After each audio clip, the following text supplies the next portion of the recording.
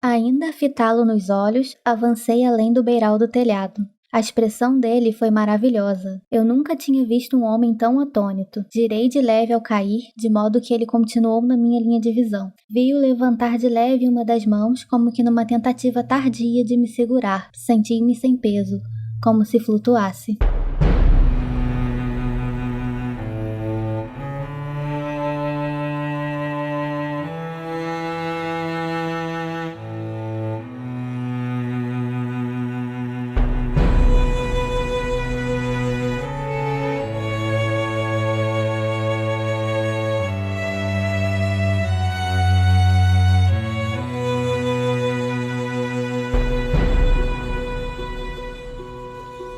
Pessoal, vocês estão ouvindo o 17º episódio dos Quatro Cantos, o podcast de releitura da Crônica do Matador do Rei, do Patrick Rothfuss. No episódio de hoje, que se chama O Ermitão Louco da Floresta, a gente vai comentar os capítulos 44, 45 e 46 do Nome do Vento. Eu sou o Arthur Maia e estão aqui comigo a Rayane Molinário. Oi, gente, boa noite, tudo bem? Boa noite, né? Não sei se é pra vocês boa noite ou bom dia, boa tarde, não sei.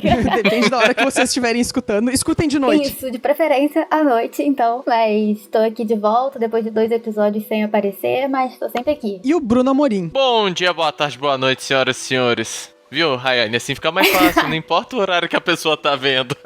Pois é. Bem, a gente vai, então, discutir esses 3 capítulos no nosso episódio de hoje, mas a gente tem uns recadinhos pra dar antes. O primeiro deles, vocês já devem estar sabendo, agora a gente tem uma plataforma de apoio no Catarse. A gente já tem apoiadores, né, e uma das recompensas a partir da segunda doação ali também é o nosso agradecimento durante o podcast, né? Então, a gente quer agradecer aos nossos apoiadores, o Paulo Felipe Alves Rodrigues e a Tainá Bustamante. A Tainá, que foi uma das criadoras do nosso podcast. Na verdade, ela teve que se afastar, mas ela também está nos apoiando. Então, muito obrigado, Tainá e Paulo. Valeu, gente! Muito obrigada de verdade. Bom, a gente já tá... Esse mês, o podcast se pagou, o que é ótimo. E a outra coisa é que a gente recebeu uma correção de... Na verdade, eu recebi uma correção. Deixa eu encontrar aqui. No nosso canal do YouTube teve um comentário de uma conta chamada Baruque Rodrigues, que ele disse o seguinte: achei bem legal o podcast, planejo continuar assistindo, só tem um errinho que eu percebi. Vocês disseram que o Kvof assume o grau de Relar, mas na verdade assume o grau de Elir, que é o primeiro grau do Arcanum. Quando se entra na universidade, você não faz parte do Arcanum, mas tem que provar que você tem a noção de simpatias pra fazer parte. E é por isso que ele consegue entrar. Ele faz uma conexão dupla e o Kilvin e o Elxadal ficam um tanto impressionados porque eles mencionam que até mesmo alguns alunos que já fazem parte do Arcanum teriam problemas em fazer. Então, está correto, tá? O comentário. Foi erro nosso, confusão mesmo. E até durante esses capítulos que a gente vai comentar hoje, tem um... O comentário do Elir. Isso, o Kilvin chama ele de Elir Kvof. Então, foi deslize nosso. E tem mais um também, porque aparentemente a gente todo sou eu, né? Mas a gente tá errando várias coisas. O Thiago veio nos procurar também, e ele comentou que a gente discutiu no nosso episódio 15, o mesmo, inclusive, a situação dos votos. Lembram dos 4 votos e meio, 5 votos e meio e tal, do Kvof, das punições que ele ia receber e depois da promoção dele pra Elir. E o Thiago lembrou que lá no finalzinho do Temor do Sábio, isso é um spoiler, mas não é um grande spoiler, o Kvof menciona que quem é reitor da universidade tem um voto que conta como 2 pra desempatar. Então, enfim, os votos e meio aqui provavelmente eram os votos do Herman. É isso. Então a gente agradece os nossos 2 ouvintes que nos mandaram nessas correções e, enfim, a gente erra também. Somos humanos, pessoal. A gente conta com vocês aí pra nos puxarem a orelha nessas situações, até pra esclarecer pros vários outros ouvintes, né? Eu acho que é muito também porque, assim, a gente tá acostumado, a gente já leu os 2 livros, já leu contos, já leu as histórias de fora, não sei o quê, então é muito termo, é muita coisa, a gente acaba esquecendo ordem, digamos assim, posto, que nem é o Elir, o Relar, etc. E acaba passando, e realmente o fato de vocês ajudarem a gente a acertar os nossos erros é muito importante. Sim, é assim que a gente vai conseguir ir melhorando e relembrando as coisas, porque assim, essas são 2 coisas que eu nunca mais vou esquecer agora. Mas então tá, agora a gente vai seguir pras nossas discussões de capítulos. A gente vai começar pelo capítulo 44, que se chama O Vidro Ardente. Na edição da Arqueiro, ele começa na página 289. O foco desse capítulo, então, é a ida do Kvof à Ficiaria, que é o apelido de Artificiaria. Eu não sei como é que foi com vocês, mas quando eu li o livro a primeira vez, eu acho que eu perdi um pouco essa frase e eu fui muito longe sem entender por que se chamava Ficiaria o lugar. E só quando eu fui reler que eu peguei essa. Não, eu era bem tranquilo até com isso. Eu acho que eu peguei de primeira, assim, porque o termo artífice, eu acho que por muito de jogar muito RPG, muita coisa assim, ao ver alguma coisa parecida, eu já tento dar aquela associada. Aí no que eu vi ficiaria, eu já falei assim, ficiaria? Será que foi traduzido errado? Não deveria ter um arte ali antes? Aí eu fui lá então eu vi assim, não, a artificiaria, como mais comumente chamada ficiaria. Eu, tá bom, tá, beleza, aceito. Eu também não fiz nenhuma relação assim, não. Eu li normal e quando veio artificiaria, depois ficiaria, achei que fazia totalmente sentido dentro da frase ali. Nem prestei muita atenção nisso, eu acho. É isso e é isso. Não, o que eu digo é que eu ficava confuso depois, quando aparece a ficiaria, assim, eu fico tipo, por que isso se chama assim? Mas... Enfim, depois foi esclarecido eu aqui, que perdi o trechinho. É um apelido carinhoso. O Kvolf, então, ele explica um pouquinho como é que funciona, né, onde eles... a ficiaria, então, ou artificiaria, é o lugar onde o Kilvin, né, o mestre Kilvin, que é o mestre artífice, inclusive, trabalha e organiza as coisas, e é basicamente uma grande oficina, né, de... sei lá, é isso. É uma artificiaria, né, eles produzem objetos, vitreiros, oleiros, essas coisas assim mesmo. Exatamente. Então, o Kvolf, ele vai até a artificiaria e ele conversa com o Kilvin, né? O Kilvin é um dos mestres que já simpatizou com ele de outras ocasiões, né? O Kilvin foi um dos que votou pela remoção das penas. Kilvin é um dos melhores mestres também. O Kilvin é. Devo dizer. Uhum. Ele é ótimo. E ele também, ele fez uma pergunta fácil pro Kvolf, né? Na admissão. Uma fácil, mas também é uma pergunta que a gente vê mais pra frente, que é o interesse pessoal dele, né? Sim. Que ele tá exatamente naquela, é fácil, mas por quê? Porque eu também quero ver como chegar nisso, e você me deu duas ideias. Porra, uma funcionou muito legal, a outra eu já sabia que não funcionava, mas tá valendo. Isso.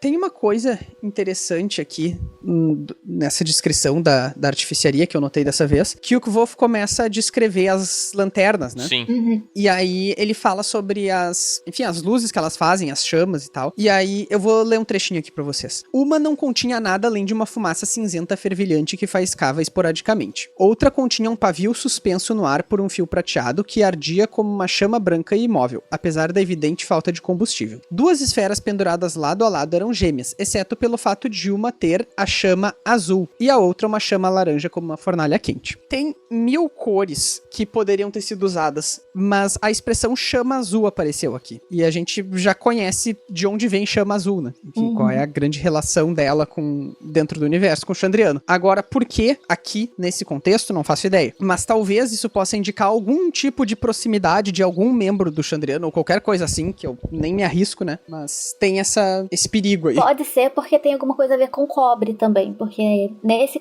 não exatamente nesse, mas nos capítulos que a gente vai abordar hoje também, tem uma ligação bem forte com cobre, coisas de cobre, e que tem, pelo menos de acordo com a Wiki, né, que não lembro se foi o próprio Patrick que diz, ou se é mais pra frente que é dito, e que o cobre, ele traz esse efeito nas chamas, né, deixa azulado. Então eu imaginei que talvez possa ser também uma ligação com isso, porque o cobre, ele tem uma pegada maior nesses capítulos aqui. Justamente porque, ao que a gente dá a entender, ele tem uma ligação com uma coisa mais importante. Ele é um elemento que tem que prestar atenção. A gente vai falar um pouquinho mais do cobre na sessão de spoilers, porque tem algumas coisas que são declarações diretas do Patrick, que eu quero guardar pra lá. Isso, por isso que eu não me aprofundei muito. Mas é possível, e quando a gente discutiu o cobre, talvez tenha até a ver com essa situação, né? Sim. Eu imaginei isso de fazer uma ligação entre os próprios capítulos, mas não sei também, gente. Pode ser várias coisas. Talvez alguma coisa relacionada, tipo, ao que o cobre é com a chegada do Chandriano. Tipo, quando eles usam alguma coisa de cobre e aí acaba gerando essa chama azulada. Tipo uma reação, né? Exato. Assim, ó, eu sou profundamente ignorante em essas coisas aí de cobre e elementos, tá? Mas um dos sinais do Chandriano é ferrugem também, não é? Sim, É. ferrugem, madeira apodrecida. Isso não pode ter alguma coisa a ver com cobre ou... Não sei. Pode, até pode. Eu não sei. Não tenho total consciência. Precisamos de um químico no podcast. Só pra você ter uma ideia, o cobre em si, ele, quando queima, ele gera uma chama verde, esverdeada, meio azulada. Então, no nosso mundo. Sim, sim. Mundo real, ele é um esverdeado, meio azulado. Então, pode ser que tenha alguma coisa... Alguma inspiração. Que, como ele dá a ideia da chama azul mesmo, então eu acho que pode ter alguma coisa mais intencional. Uhum. Pois é, eu também, porque assim, se fosse só uma questão de ele pensou com ele mesmo ali, o cobre e tal, e tu até falou esverdeada e azulada, né? Faria muito mais sentido ele não usar a expressão chama azul diretamente. Podia usar azul esverdeada, né? Porque ela tá extremamente associada com o Chandriano, né? E a ferrugem do cobre é uma ferrugem já meio esverdeada também, como é a Estátua da Liberdade nos Estados Unidos, por exemplo. Ela é cobre. Ela era pra ser aquele marronzinho, bonitinho e tal, mas ela é verde. Porque ela, exatamente por conta disso, ela é toda enferrujada. Segundo o primeiro resultado do Google aqui, o cobre não enferruja, mas ele se corrói. Então... gera corrosão. Isso. Enfim, uma vez eu li um comentário em grupo de Facebook, eu acho, de uma pessoa... Não chega nem a ser uma especulação, é mais uma coisa que seria legal de ver, assim. Que é o Kvof eventualmente entrando, tipo, pro final, em algum clímax, batalha com o Chandriano, qualquer coisa assim. O Kvof entrando na ficiaria e as lâmpadas estarem todas azuis. Caraca, isso seria uma cena irada. É uma imagem muito legal, né? Seria uma cena muito legal. Vocês têm mais alguma coisa sobre a conversa deles dois, o Kvof na ficiaria, etc? Eu acho muito legal que o Kylvin ele é aquele grandão, aquele bicho meio grosso, carinhoso, assim. E eu acho isso um negócio muito legal, que ele faz um convite que é mais uma intimação pro Kvof de trabalhar lá, né? Então isso é um negócio que eu acho muito legal do personagem em si, o jeito, a característica, essas coisas do personagem eu acho muito legais. Sim, ele deixa claro, muito claro, que ele quer que ele vá trabalhar com ele. Então, é uma escolha que não é exatamente uma escolha, tipo, vem. Só que no final ele até fala meio que tipo assim, eu vou te testar e tal, mas ele já meio que quer um convite aberto, tipo, pode entrar, a porta tá aberta. Que ele pega e fala bem assim, né? Levei muitos anos para que essas mãos pudessem aprender a ser ceálticas. Você tem sorte. Vai trabalhar aqui. Completou. Somente a inclinação inquisitiva de sua cabeça transformou a declaração brusca e resmungada num convite. Então eu acho isso uma característica muito legal do personagem, que é tipo aquela parada grossa assim, tipo, você vai trabalhar aqui. Por favor. Então, é um personagem que eu, pessoalmente, eu gosto bastante, muito por conta dessa relação que ele cria com o Kvof também. Ele é um personagem muito inteligente, muito sagaz em certas coisas, como a gente vai ver mais pra frente, que eu vou me segurar pra não dar spoiler, mas tem muita coisa muito legal dele. E dos 9 mestres aqui, foi ele que teve a sacada de procurar o Kvof primeiro, né? Sim. Porque é evidente que o Kvof é inteligente, enfim, é claro que ele pode ser mais problema do que solução, né, trabalhando pra ti, mas o Kylvin foi o único que teve a coragem de abertamente ir convidar e tal. O Orwell até fala alguma coisa dando a entender, né, mas não... Sim. Mas o Kylvin... Orwell é o alquimista, não é? Não, Orwell é o médico. É o médico, tá certo. Eu acho que pra ele, mesmo sendo assim, perigoso, faz sentido, porque o trabalho dele é perigoso, mas também é um trabalho que demanda você tá sempre buscando fazer uma coisa nova, inventando uma coisa nova. E então, assim, tem que ter mesmo talento, tem que ter coragem e tem que estar disposto. Então, pra ele, eu acho que realmente, assim... Tem que ser grosso também. Tem que ter o... Não, concordo. Tem que ter foco naquilo que vai fazer e também meter as caras. Tem que saber improvisar, tem que saber se virar. Concordo completamente com você. Então, pra ele, eu acho que faz todo sentido, assim, quando ele viu o Kvothe, os outros podem até ter pensado, assim, é um garoto promissor e tal, mas, pô, pode me arranjar um monte de problema aqui. Ele não, porque pra ele os problemas fazem parte do dia a dia também. Quantos acidentes que não tem, né, que não deve ter lá, que a gente até vê alguns mais pra frente, porque é um local realmente de perigo, sim, e de invenção, de coisas novas nascendo sempre. Mais alguma coisa daqui, gente? Não, acho que não. Acho que podemos passar pra parte da cachaça. Então, a próxima cena desse capítulo, logo depois da visita do Kvof à ficiaria, a cena corta e tá ele bebendo junto com os amigos dele, né? Quem tá lá é o Sovoi, o Willam e o Simon. Rockmon. Onde é que eles estão? Tem o nome do lugar aqui. No Anchor, né? Anchor. Isso, que o Kvolf descreve como um lugar que... Aqui. A Anchor era proletário o suficiente para que a bebida fosse barata, mas suficientemente classuda para não termos que nos preocupar com a possibilidade de alguém puxar uma briga ou vomitar em cima da gente. Gostei de lá. Esse é o lugar que eles escolheram, né, pra se divertir lá, e estavam eles bebendo. Pra encher a cara e jogar. Isso. Melhor coisa que existe. E aí o Sovoi diz que vai abandonar eles ali, porque ele tem um encontro. Com uma dama. Isso, e é por isso que eles não... Eles precisavam do Sovoi pra jogar, né? Mas eles ficam meio de cara. E é um jogo que a gente vai ver sendo muito recorrente, né? O Quatro Cantos. Sim. Só não é tão bom quanto o TAC. É um pouco engraçado também, porque o Sovoi, ele... Assim, ele anda com eles, mas ele não faz parte desse círculo de amigos que eles meio que fizeram. É, sempre os três e o Manet mais junto, né? Isso. E o Sovoi não. Então, e aqui é mesmo assim, tipo, ele foi convidado só porque tava faltando alguém pra jogar, mas também ele não é idiota. Ele também, eu não vou perder meu encontro por causa de vocês, eu vou sair, pô, se vira aí. Uhum. Logo no início, eles estão falando sobre qual professor o Kvolf vai... Eles usam a expressão puxar o saco, né? Qual professor o Kvolf vai se grudar ali pra tentar ser quem vai... ser o patrono dele, né? Pra quando ele for virar um relar. Uhum. O Sovoi, a gente descobre aqui que o Sovoi estuda com o Mandrag. E o Mandrag, sim, é o alquimista. É, eu confundi. O Mandrag dos mestres é o que a gente menos sabe coisas. É o que menos aparece também, né? Sim, mas o Sovoi comenta que alguém fala, tipo, o Mandrag, ele é bem duro, né, pra promover. E o Sovoi disse, eu simplesmente me concentro em ser brilhante. Depois espero os professores se aperceberem disso. Aí o Willan fala ironicamente, como é que foi com o Mandrag sobre isso? E aí o Sovoi bota 100% a culpa no Mandrag. Ele diz um negócio, tipo, ele me preteriu na minha promoção em favor de outro aluno, reteve-me para poder usar como mão de obra contratada ao invés de me promover a relar. A gente não sabe quem tem razão, mas com o nível de arrogância do Sovoi, eu acho que tem altas chances da coisa não ter sido bem assim. Bem, provavelmente. Ele ameaçou Sim, o Mandrag. Com um chicote. Cara, é uma cena que deve ter sido muito engraçada. O cara puto pega com o chicote na mão e começa a levantar assim. Por que você não pode fazer isso comigo? Aqueles playboy birrento do século XV. Você sabe quem eu sou? De quem eu sou filho? Você sabe com quem você tá falando? Eu sou rica! Mas enfim, claramente a gente vê que tem alguém que tá desequilibrado nesse desentendimento e não é o Mandrag. Aham. Então, o Sovoi, por mais que ele seja... O Kvolf gosta dele. Ele repete várias vezes que, tipo, o Sovoi é boa pessoa. Ele só é meio deslumbrado e tal. Mas a gente já comentou lá nos capítulos de Tarbin sobre como, nesse livro, os personagens nobres e muito ricos tendem a ser meio ridicularizados. Sim. O auge disso é o Ambrose, é claro. E o Ambrose, além de tudo, assume esse papel de vilão e tal.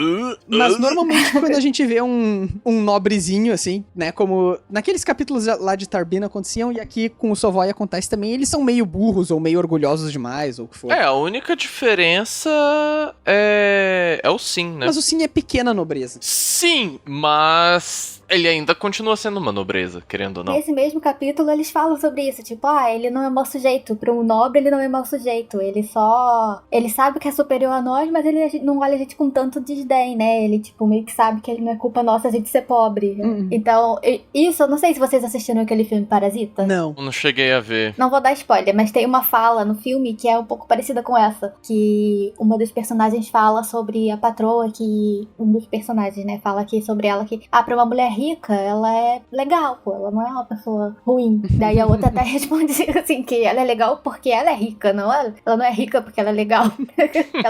Ela pode escolher ser legal, entendeu? E aí essa conversa que eles têm aqui nesse capítulo me lembrou muito isso, na hora que eu tava relendo. Não, é muito bom mesmo. Faz bastante sentido. Né? Mas é isso, o Sovoi, ele é esse cara que, assim, ele não é desagradável como o Ambrose, ele não é, assim, caricato como vilão como ele, mas ele também tem, sim, esse tom de sátira mesmo, né, de pessoa rica. Ele é bobão, assim, né? Uhum. Bom, a gente vai falar mais do Sovoi também mais pra frente, porque ele ainda vai ter a sua participação, né? Bem, então eles estão nessa discussão sobre qual professor o Kvolf deve procurar, e aí o Kvolf diz...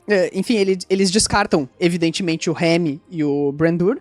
Um deles sugere o Herma. O Willan sugere o Herma e diz, tipo, tu fala Ciaro, né? Então, quem sabe não estuda linguística. E aí o Kvolf só abana a cabeça. Não tem nenhuma grande justificativa pra isso. Eu imagino que seja só ele não tava muito interessado mesmo. Eu acho que é, tipo, ele é só um reitor, tipo, é o reitor, ok. Eu acho que ele pensa, tipo assim, linguística, idioma. Não é uma área de interesse. Idioma mas essas coisas eu posso aprender sozinho depois, ele é autodidata. Agora tem coisas mais específicas que ele precisa de alguém, então é mais interessante pra ele buscar essa área. Sim. Bom, depois eles falam do Mandrag, então, e aí o Kvolf eventualmente também descarta. E nessa parte tem um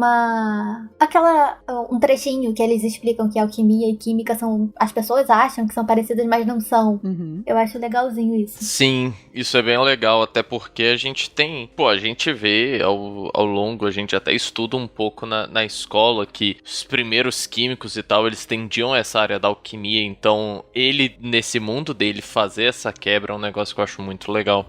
Agora, interessante a universidade tem um mestre alquimista. Se alquimia e química não são a mesma coisa, pelo contrário, são muito diferentes, não deveria ter alguém... Um mestre químico? E a química existe, eles separam as duas coisas. É porque eu acho que a química, o Brandur é o... É aritmética, matemática. Aritmética. E o Elxadal é simpatia, né? É simpatia. O Remy é o quê mesmo? É retórica. Não tem Não química. tem química. Mas eu acho que o único ponto que a gente vai ver com química mesmo é a parte da iátrica. Acho que é o Kilvin. Justo, o Kilvin também. O Kilvin e a iátrica, porque eles vão pegar a química ali na parte de fazer medicamentos e tudo mais. É verdade. E essa parte do Kilvin pra a artificiaria. Eu acho que são os únicos dois pontos que aí você vai ver uma química, digamos assim, mais focada. Faz sentido. Acho que a química ficou diluída entre as duas áreas. Talvez eles não tivessem dinheiro pra bancar mais um. O próprio Kvolf, quando eles sugerem o Mandrago, ele fala que ele mesmo sugere, na verdade, né? E ele fala que ele sugere porque ele tem muita experiência com química, então ele mesmo faz essa ligação, assim, correta, e depois ele acaba indo trabalhar justamente com Kilvin. Então... Eles sugerem também o Oriel aqui, e aí o Kvolf dispensa essa possibilidade porque ele tem pressa em ser promovido, e o Oriel é muito rigoroso com quantos semestres, quantos termos, né? Tu tem que ficar no mesmo nível. Sim. 6 como Elir, 8 como E aí Relar. acaba atrapalhando eles. Isso. Eles falam do Loren? Ele fala no começo que ele, gostaria, né? Eles descartam. Ele fala que eles descartam logo de cara o Loren. Isso. Porque não teria como mesmo. Ele até fala com certa amargura, né? Porque é uma coisa que ele queria. Aí até que o Willan diz, isso deixa o Kilvin e o Elxadal. E aí o Kvolf tem a brilhante ideia de perguntar, e o Elodin?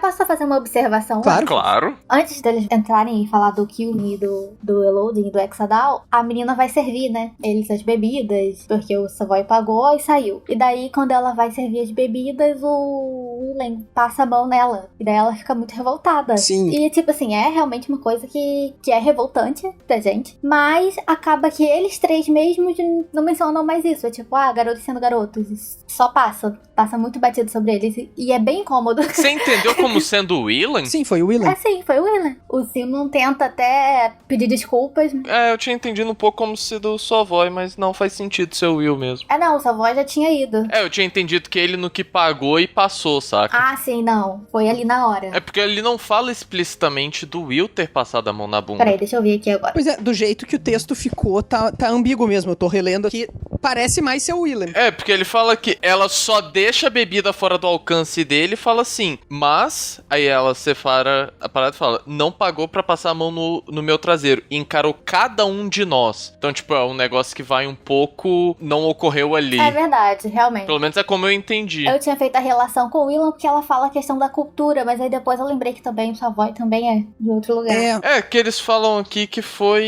é a cultura dele, né? Isso, esse tipo de coisa é comum. Isso se aplica tanto ao Willan quanto ao Savoy. Sim. Mas aí se for o Savoy faz ainda mais sentido porque entra na questão também de nobreza.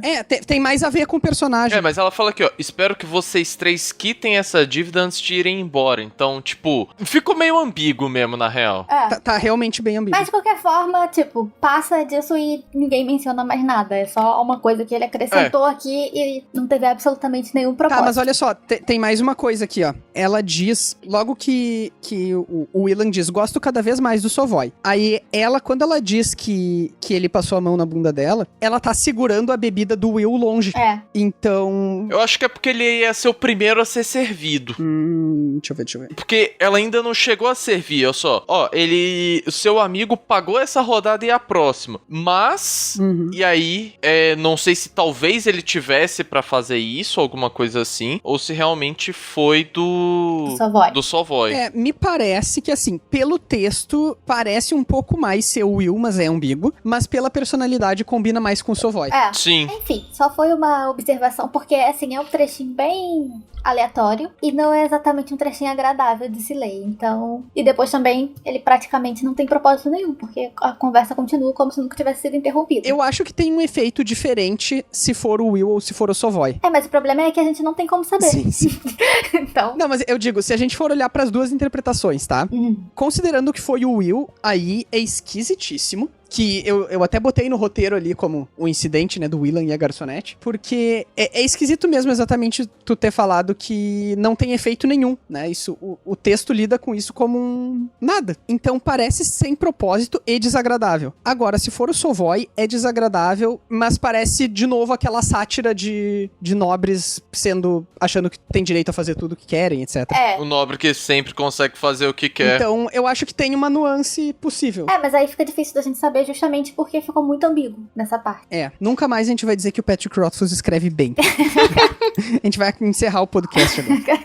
Agora a gente pode continuar. Aí eles continuam lá especulando quais outros professores poderiam aceitar. Isso. E aí o Kvolf pergunta, e o Eloding? E aí os dois ficam tipo, péssima ideia, o Eloding é pirado. E é quando a gente descobre que ele já foi reitor. Aqui ó, rapidinho, só voltar aqui, porque eu fui consultar o inglês. Diga. E em inglês dá a entender que foi o Savoy. However, she held Will's drink out of his reach. He didn't pay for putting his hand on my ass. Então, foi a do Savoy. Então faz sentido. Se ela estivesse falando com o Will, ela se referiria na segunda pessoa em inglês, né? O your hand, né? Então, realmente, foi o Savoy e Patrick tá perdoado, ele continua não sendo ambíguo. Não vamos cancelar o podcast. Ele não é o pior escritor do mundo, então, mais. Ok, então. Tá resolvida a situação. Então, vamos pro Eloding. Então, os meninos comentam, né, que o Eloding é meio doido, que ele já foi reitor, mas que alguma coisa aconteceu e trancaram ele no Aluadouro, que é um lugar que a gente vai conhecer ainda nesse episódio, até que, eventualmente, ele saiu de lá, né, e as pessoas falam que ninguém consegue fugir do Aluadouro, enquanto o Kvolf diz que arcanistas não são contidos facilmente, então fica essa dúvida se o Eloding fugiu, se ele não fugiu. Porque eu acho que isso também tem um pouco do que o Kvolf, ele tem aquela deslumbramento, aquela fantasia ainda do que é um arcanista, né? Mas ele tá certo nesse caso. Não, sim. Porque ele fala assim como se, tipo, nenhum arcanista e tal nunca vai poder ser preso. Eu acho que ele ainda tem essa fantasia de que, tipo, o arcanista é aquele bicho mais foda e não sei o quê. E a gente vê que a parada não é um pouco assim, que eles constroem um lugar especialmente feito pra isso, então que segura um pouco, né? Realmente não é aquela coisa fácil. Sim. Uma coisa aqui que é legal também, que eles mostram que o próprio Eloding, ele também era excepcional, assim, né? Ele foi aceito quando nem tinha 14 anos ainda, ou mal tinha 14 anos, ele já era arcanista completamente aos 18, ele ficou trabalhando lá por anos, então, assim, ele também teve uns talentos além do que era esperado de uma pessoa comum, digamos assim, eu acho. E isso eu acho que é interessante mostrar, porque também talvez explique um pouco, né, o que aconteceu com ele, pra ele ficar tão como ele é agora. E a gente relaciona um pouco ele com o Kvolf também, né? Sim. Porque ele entrou super jovem, ele era super talentoso e tal. Ele entrou aos 14, né? Antes do Kvolf ainda. Mas a gente também descobre que ele também ficou na universidade como um guildeiro, e aí eles dão uma explicação que guildeiros são arcanistas que ficam na universidade, então eles acabam sendo professores menores, ou ensinar coisas mais simples, assim que for, né? É o estagiário, o mestrando estagiário. Enfim, mais alguma coisa sobre esse capítulo? Não, acho que não. Acho que não também. Eu tenho, na verdade, que é uma coisa que eu quero recuperar depois, mas eu quero só pontuar ela aqui agora, que quando eles falam sobre essa fuga do Eloding, né, o Kvolf tava pensando no grande Taborlin, que sabia o nome de todas as coisas. Então, ele faz essa associação muito forte do Eloding com um personagem de histórias já, né? Sim. Ele é o nomeador Mor, então o Kvolf associa exatamente essa idealização que o Bruno pontuou antes ali, ele já tá aplicando no Eloding aqui, né? Sim. Então agora a gente vai vai pro nosso capítulo 45, que é um interlúdio e se chama Uma História de Taberna. Ele não desvia muito do enredo, né? Não é aqueles interlúdios onde super acontecem coisas na marca do percurso, mas é só eles conversando sobre a história que o Kvolf tá contando, né? Uhum. Aí o Bast faz uma pergunta que é: por que o Kvolf nesse tempo todo não foi procurar o Scarpe? E aí a resposta do Kvolf é: o que eu poderia fazer, Bast? Cobrir o rosto negro de fumo e montar o resgate ousado à meia-noite? Eles o tinham prendido por heresia, só me restava esperar que ele realmente tivesse amigos na igreja. Porém a razão mais simples é a menos satisfatória, eu suponho. A verdade é esta: eu não estava vivendo uma história. Aqui o Kvolf volta a tocar no tema que eu insisto aqui no podcast, que é um dos temas centrais do livro, que é histórias em geral, né? E essa dicotomia entre história e realidade, coisas assim, até onde que uma coisa é ficção e não é. Mas nesse caso aqui, eu acho meio fraca a posição do Patrick, porque o Kvolf super tá vivendo numa história na vida real dele mesmo. O que o Patrick faz é dar contornos de realismo pra isso. Isso ele faz muito bem. Ou seja, o Kvolf fala ali uma hora, né, pro Bast que tipo, eu tinha coisas muito mais imediatas pra resolver, né? Eu tinha... tinha que viver, né? Eu tinha que poder pagar a minha inscrição, eu tinha que lidar com o Ambrose, eu tinha que lidar com o Remy, e por isso eu não fui atrás do Scarpe. Nas histórias seria muito simples, era só eu ir atrás do Scarpe e ia dar tudo certo. Sim. Mas eu não acho que... Se o Patrick quisesse realmente comprar esse negócio de realidade, o Scarpe tava esquecido, o Chandriano tava esquecido. Existe uma linearidade e essa jornada do herói tradicional do Joseph Campbell existe no Kvolf. Ela só tá mais diluída, ela só é mais bem escrita, talvez. Faz sentido. Eu não compro muito essa eu não estava vivendo numa história. O Kvolf é o personagem mais tradicional que tem, assim. Se vive uma história. Eu acho que o próprio Bast não compra muito, porque ele fica meio intrigado ainda com a resposta e não totalmente convencido.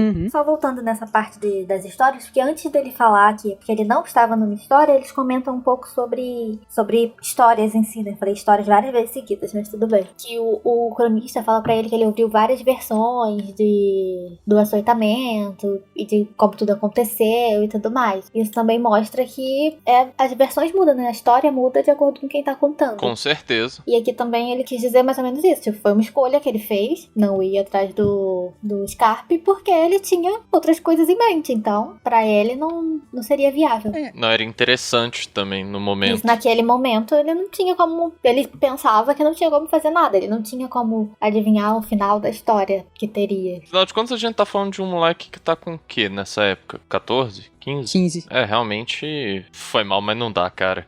Eu realmente também não iria, desculpa, mas você foi pego pela Inquisição, eu não vou me envolver não, porque, né, nunca se sabe como vai terminar. Valeu, te amo, você me ajudou pra caramba, mas é isso que tem pra hoje. Mas isso é uma coisa que o Bast não tem noção do que é ser um humano de 15 anos. Não, com certeza. É verdade, ele não sabe mensurar. Agora, exatamente entrando um pouquinho nessa questão do Kvolf ser um personagem tradicional e tal, e ele estar ou não vivendo numa história, tem vários teóricos, estudiosos em geral, que veem uma divisão bem clara entre a figura de herói que costuma aparecer na ficção antes da Segunda Guerra, basicamente, e do depois, né? E normalmente se fala um pouco sobre o surgimento do anti-herói e tal. É claro que antes a gente já tem várias coisas que a gente chamaria de anti-herói, mas essa ideia de que o mundo me fez assim, de certa maneira, aplicada ao heroísmo, especificamente, é uma coisa muito forte pós-Segunda Guerra. E eu acho que o Kvolf, de certa maneira, ele é uma história bastante tradicional de um herói, mas de um herói contemporâneo. Porque ele é frequentemente egoísta e isso é mostrado como um reflexo do mundo nele, né? Certo. Ele é bastante falho, ele é trapaceiro às vezes, né? Ele faz as coisas meio... ele mente e tal. Mas ele é um herói, ele tá procurando o bem maior, ele tá... né? Ele quer resolver uma situação importante que é a situação do Chandriano lá. Certo. E tem uma coisa que eu acho que o Patrick esquece quando ele tá falando, quando o Kvolf fala. Pense em todas as histórias que você ouviu, Bast. Você tem um rapazinho, o herói. Os pais dele são mortos. Ele parte em busca de vingança. O que acontece depois, blá blá blá. O Kvolf tá esquecendo de uma coisa que é verdade pro nosso mundo, mas que também é verdade pro dele, que tragédia também é um tipo de narrativa tradicional, assim como histórias de heroísmo e de vingança. E se a gente considera que o Kvolf tá o tempo todo dizendo que a história dele é uma tragédia, isso não é tão... tipo, a tragédia dele não é a única tragédia do mundo, sabe? Aham. Não é uma coisa tão revolucionária a história dele não ser gloriosa, assim. Sim, faz total sentido. Enfim, foi uma super digressão, mas que eu acho que vale a pena a gente Pensar. parar nesses detalhes. Assim. Mais alguma coisa do 45? Não. Rayane? Tava pensando aqui, mas acho que não. Acho que só mostra também como ele ainda guarda, né, o sentimento de saudade da família, que ele fala que ainda tá escondido dentro dele, guardado, mas que às vezes quando ele via uma mãe com uma criança, um pai rindo com um filho, ele ficava com raiva e tudo mais. Só que aí, de novo, ele bate na tecla de que tinha outras coisas mais importantes naquele momento. As necessidades imediatas, e que eu não sei vocês, mas eu acho essas coisas mais imediatas talvez as coisas mais legais do livro. Uhum. Eu gosto mais também. Mas eu super às vezes prefiro ler o Kvolf conversando com os amigos na universidade, indo nas aulas, coisas assim, do que às vezes, sei lá, as profundezas do arquivo ou coisas. Tipo, ou ele procurando o Chandriano e whatever. Ele tentando sobreviver, acho mais legal também. Que é exatamente isso que ele tá fazendo no dia a dia dele, tentando sobreviver. Isso. Bem, então vamos pro capítulo 46, que eu acho que é o coração do nosso episódio de hoje, né? Sim. Ele termina o episódio anterior dizendo: apesar de tudo isso, ainda podemos ver que até a história mais fantasiosa contém um fragmento de verdade, porque de fato encontrei algo muito próximo do eremita louco da floresta, e eu estava decidido a aprender. E aí a gente vai então pro capítulo 46, o vento eternamente mutável, que é um capítulo dedicado à interação do Kvolf com o Elodin, que é o eremita louco da floresta dele. O Elodin também, ele vai representar aqui mais um daqueles passos, né, que o Campbell descreve lá na Jornada do Herói, que é da ajuda sobrenatural.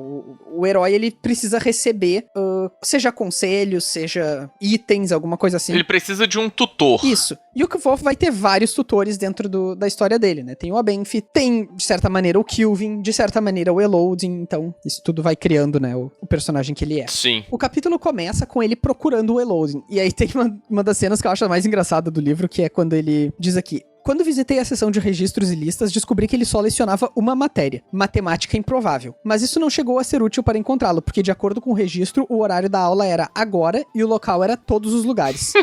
Elodin sendo Elodin. É muito bom, né? Bom, eventualmente o Kvolf encontra ele. Sem querer.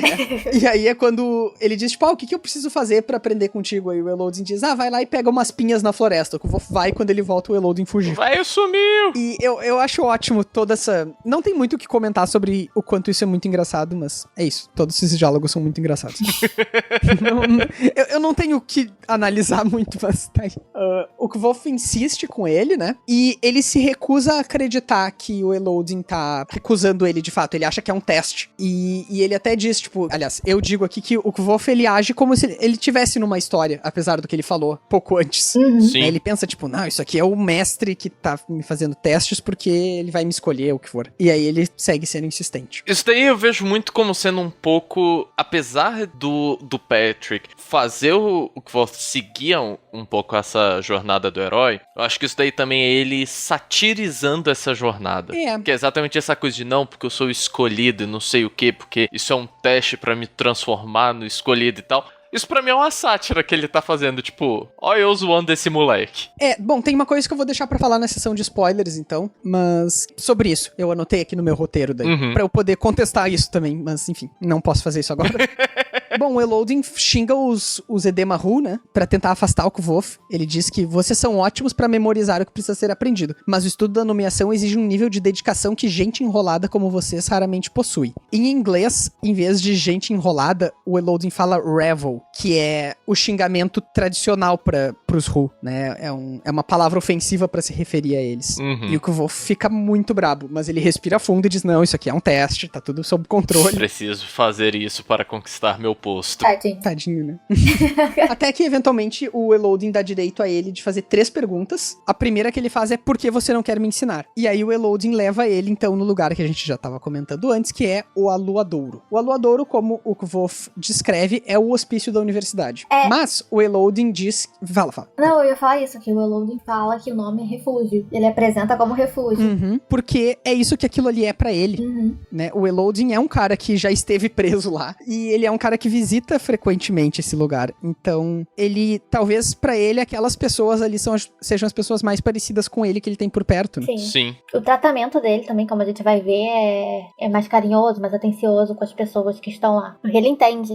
Talvez tanto ele ele se identifique, como ele também possa se sentir um pouco culpado por, né, as pessoas estão lá porque estavam estudando nomeação com ele. Sim. Tem uma tradução engraçadinha que eu achei aqui, que só nesse capítulo tem um personagem chamado Jeremy e um personagem chamado Timothy. Os dois foram abrasileirados pra Jeremias e Timóteo. Acho que é porque são nomes bíblicos, aí deve ter traduzido no automático. Faz sentido. Pode ser. Enfim, comentários de você sobre o Aluadouro e todo esse trechinho. Eu acho bem simples, né? Ele mostrando ele ainda só comentando e tal, uma parada mais tranquila, nada demais. Eu acho que mostra bem que ali é tipo a área mesmo do Elodin. Ele tá ali, ele manda, ele entra, ele dá as ordens que ele quer e o pessoal mesmo a contragosto, que é o primeiro, né? Eu não lembro qual é o primeiro, se é o Jeremy. Acho que é o Jeremy, que é o porteiro lá que tá na porta. Jeremias, é verdade. Ele tá de contragosto, mas ele obedece de boa também. Depois tem outra menina que é mais tranquila e o outro cara Isso depois... aí, Jeremias organizou a roconha e fez todo mundo dançar. Vamos tomar cuidado com esse personagem.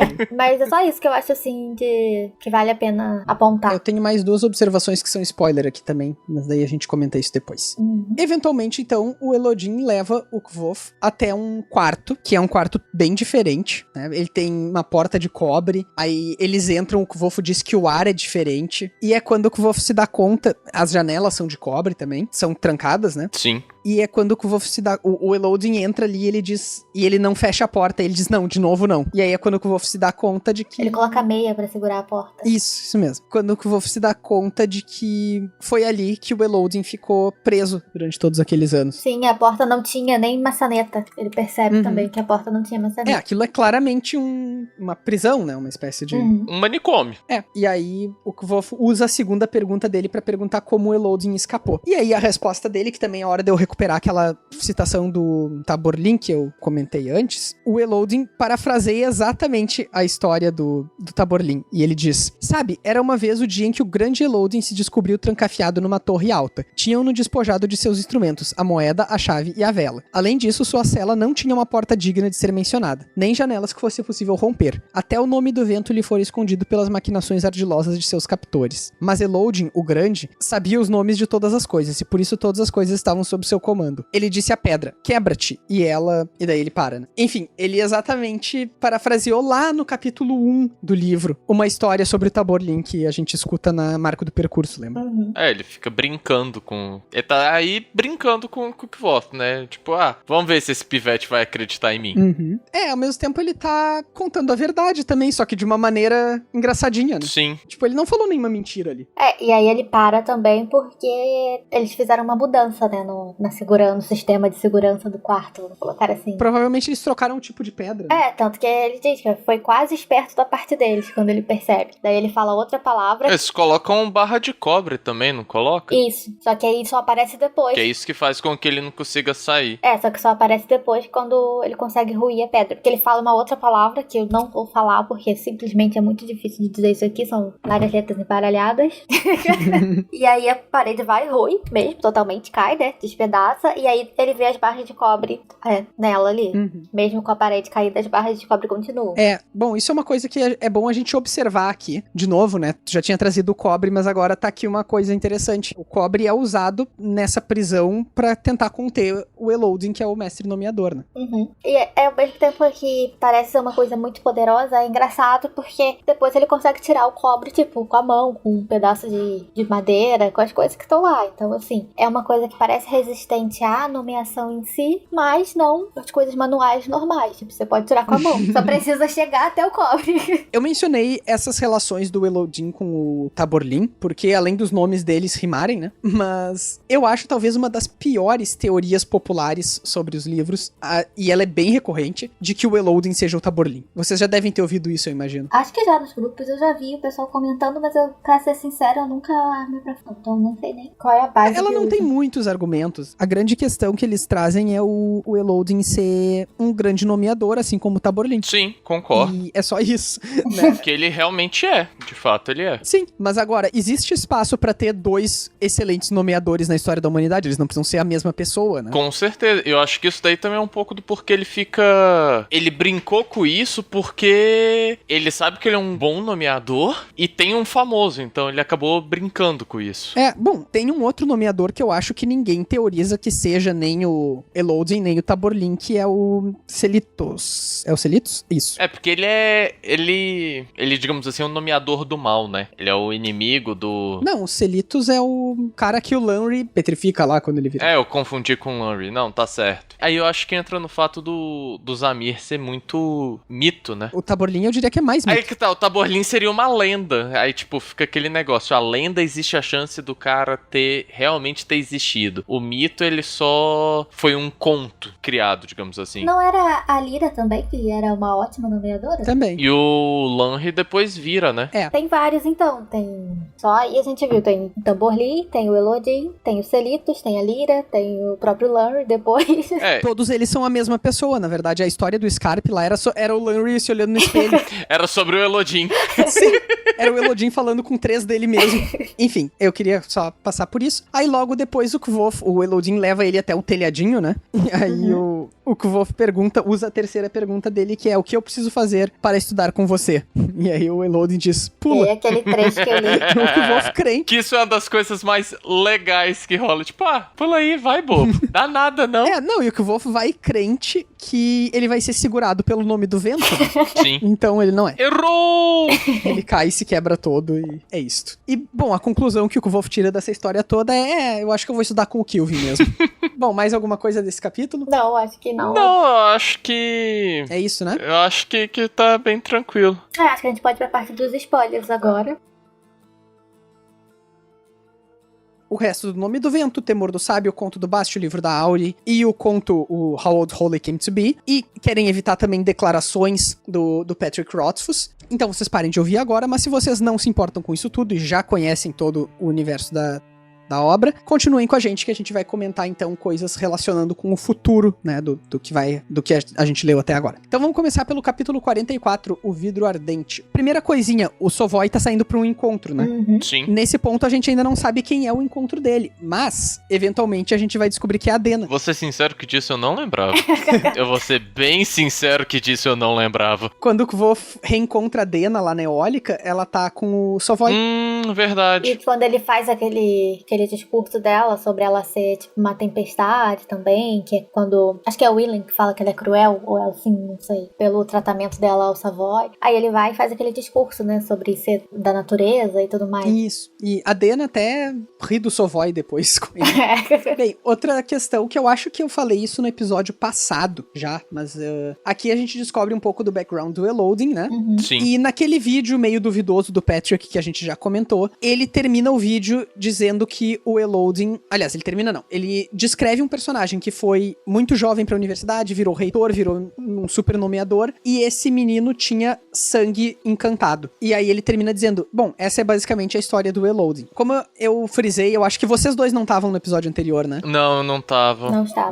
Não lembrava disso. Como eu frisei bastante, a gente ainda precisa dar uma apurada no contexto daquele vídeo, porque ele é muito solto. Não dá pra entender muito bem se o Patrick tá brincando ou alguma coisa assim, mas... Enfim, ele não parece estar brincando, pelo trechinho recortado. Certo. Mas você falou que você não tava querendo... Que você ia refutar a parte da sátira? Ah, sim. Do que eu tava falando, que ele satirizava a jornada do herói? Porque depois o Elodin ensina ele. Sim. Isso é bastante comum, esse mestre que recusa primeiro, né? Sei lá, eu pensei num exemplo tosquíssimo aqui, mas pensa no Karate Kid, do Jack Chan e do filho do Will Smith. Certo. O filho do Will Smith é o Jaden Smith. Exatamente. Ele enche o saco por muito tempo até que aquele mestre já recluso, porque tem um trauma do passado, aceite ensinar ele. Mas aí eu acho que é um negócio, né? Antes o mestre só começa a ensinar depois que vê o moleque se ferrar.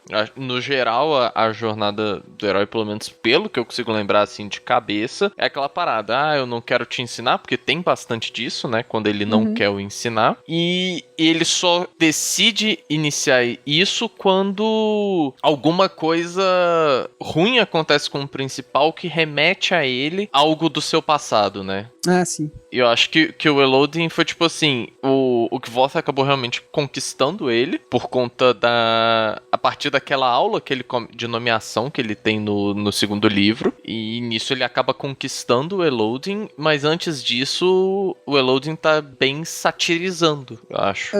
Aí é que eu não acho isso. Eu acho que o momento em que o Kvof conquista o Eloding é quando o Eloding descobre a Ori com ele. Não, eu digo que assim, desde daquele momento que eles começam a ter mais convívio, digamos assim, até o momento, sim, que ele encontra a Auri. Sim, mas quando ele encontra a Auri, não é um pouco antes do Eloding abrir a turma dele? Eu acho que é depois. Agora eu não sei. Eu acho que é antes. Tu lembra, Rayane? Não. Mas eu queria mencionar da Auri, porque vocês falaram dela, e quando eu tava relendo, eu tava pensando muito nela e nessa questão do aluador lá. Se ela talvez não tenha fugido de lá, ou se ela fugiu antes de ser mandada pra lá, algo do tipo assim. Eu fiquei pensando nisso.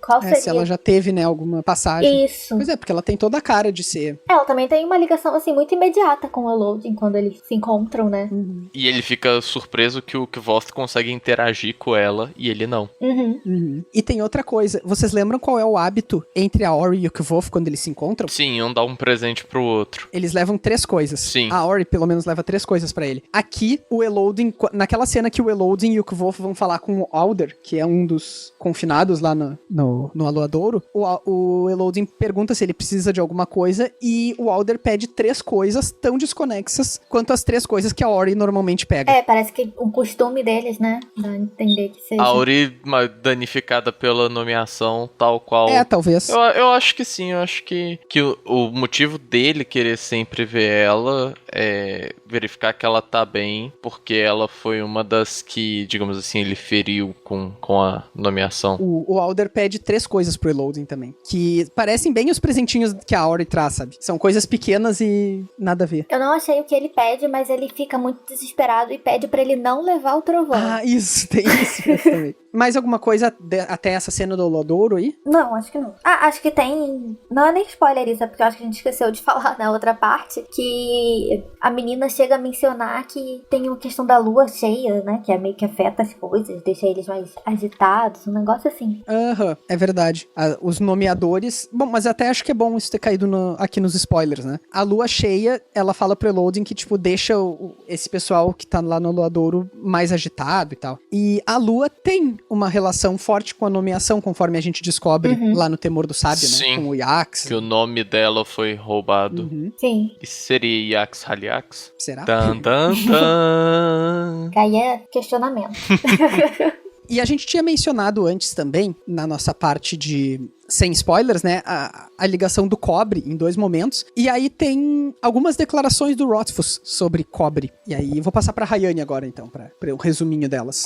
Que na verdade um fã chegou a enviar uma faca de cobre pra ele com uma carta, né? E na carta ele dizia assim: uma faca de cobre poderia ser realmente útil se você quisesse matar um nome. E daí o Patrick respondeu que nossa, ele tá muito impressionado porque o pessoal tá lendo realmente com atenção, tá pegando assim os detalhes e tá chegando perto. Então assim, a gente não sabe exatamente se é isso, né? Se o cobre serve realmente pra bloquear os efeitos da nomeação, embora seja isso que a gente dê a entender nesse próprio capítulo, na questão lá do quarto do Eloding, né? Que eles tentaram conter ele com isso, que é isso. E também tem uma outra que ele, num jogo que ele tava participando, e que ele mencionou que jogar com dados de cobre é exatamente o que você precisaria se você quisesse jogar contra um nome. Então pode ser também uma forma de, além de bloquear ou de reverter, não sei, a gente pode ter isso em mente. É o Cobre que não tem nome? Aparentemente. Aparentemente sim. Eu acho que é o Cobre que não tem nome. Mas não tem confirmação disso. Isso é... E o cobre também, a Feluriana, ela fala pro Kvoth depois que ele é eficaz, né, contra as fadas, contra os encantados e tudo mais. Tem aquela cena do Best também, quando o cronista mostra os negócios de cobre pra ele, enfim. Tem muito cobre na história e realmente é uma coisa importante. E tem na porta. Qual porta? As 4 portas? Na porta de pedra, ela tem 4... 4 painéis de cobre, né? Isso. É que não é um painel, é como um quadrado. E o... Jesus Cristo. Esse finalzinho do Temor do Sábio não tá mais muito fresco. Esse eu não lembro de usar cobre, não. O quê? Jesus Cristo, eu não lembro desse usar cobre, não. O baú do Kvoth tem cobre. O baú que ele guarda na marca do percurso. Ele guarda alguma coisa e não consegue abrir. Ele é feito de cobre. Guarda o nome dele. Eu tenho muito pra mim essa teoria, velho. Eu não sei. Eu não tenho tenho opinião, porque é uma coisa muito aberta pra eu conseguir guiar, assim. Aham. Mas de qualquer maneira o cobre tá ali justamente pra evitar que ele consiga abrir, tanto que ele não consegue. Mas é isso, era só essa questão mesmo que eu quis trazer aquela hora, mas tive que me segurar pra não falar demais. Então tem todas essas questões. A parte que a coisa no cobre, o fogo fica azul, então também tem uma ligação com o Chandriano, né, que a gente já sabe. Essa questão do cobre afetar os encantados e também o cobre ser uma espécie de bloqueio, a nomeação ou uma defesa mesmo. Então ele tá, assim, em várias coisas aí, então vale a pena a gente prestar atenção em objetos de cobre que apareçam, ou menções até que seja. Mais alguma coisa? Não, acho que era só isso. Não, acho que só isso também. Então tá, pessoal, a gente tá encerrando então o nosso episódio 17. Se vocês quiserem se comunicar conosco, assim como 2 ouvintes se comunicaram e nos ajudaram bastante a rever algumas coisas que a gente tinha dito aqui, vocês podem nos procurar pelas redes sociais, que são, Rayane? Tem o Facebook na página, que é Os Quatro Cantos mesmo, assim, tudo escrito normal. No Instagram, que é podcast Os 4 em numeral e cantos. Então, podcast Os 4 em numeral cantos. No Twitter, que é só Os 4 também em numeral e cantos. No Gmail, é podcast Os 4 cantos @gmail.com. Tudo por extenso, não tem nenhum numeral. Então, o numeral é só no Instagram e no Twitter. E também vocês podem estar sempre escutando a gente no SoundCloud, no Castbox, no Pocket Cast, no Podcast Addict. Agora a gente tá no da Apple. Sim, no YouTube, no Spotify. Apple Podcast? É. Yay! Entramos essa semana. Finalmente eles nos aceitaram, depois de muita luta. Era um negócio com a resolução de uma das imagens, uma coisa bobíssima, assim. Nossa! E a informação do Catarse vai estar na descrição do podcast, né? Pra quem quiser apoiar a gente. Ah, sim. Isso aí, quem quiser contribuir pra gente continuar, né, podendo melhorar. E eu queria mesmo agradecer a vocês todos que estão apoiando a gente, quem tá ouvindo também, vocês dão um super estímulo pra gente, vocês compartilham, comentam, indicam pra outras pessoas, a gente sempre tá vendo isso nas redes, então é muito legal pra gente. Então, assim, o pessoal do Catarse que tá apoiando a gente, assim, a manter o projeto no ar, tá sendo muito bom, só queria agradecer de verdade a vocês. Isso mesmo, endosso as palavras da Rayane. Todos nós. Então tá, pessoal, a gente volta em breve com o nosso 18º episódio, no qual a gente vai discutir os capítulos de 47 a 50 do Nome do Vento. Até mais! Tchau, tchau! Tchau, gente, até a próxima.